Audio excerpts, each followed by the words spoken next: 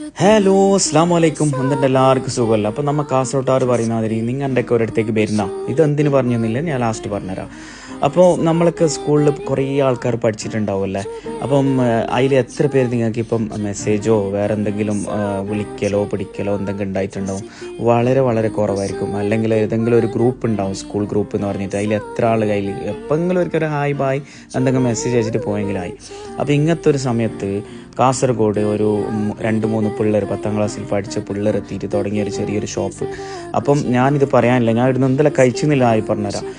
Classic churros, dynamite loaded fries, pistachio kunafa sundae, peri peri loaded fries, peri peri wings. ആ ഇടുന്ന കഴിച്ച ഓരോ ഐറ്റവും മക്കളെ അടിപൊളി. നിങ്ങളുടെ പോയിട്ട് കഴിക്കില്ല, നിങ്ങൾക്ക് മിസ് തന്നെ.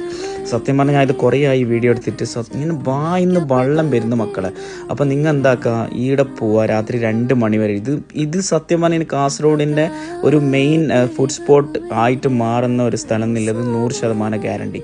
അപ്പോൾ ഇതിൻ്റെ എടുത്ത് പറയാനെങ്കിൽ ഇതിൻ്റെ പേര് നല്ല അടിപൊളി പേരിട്ട ബെർണോ,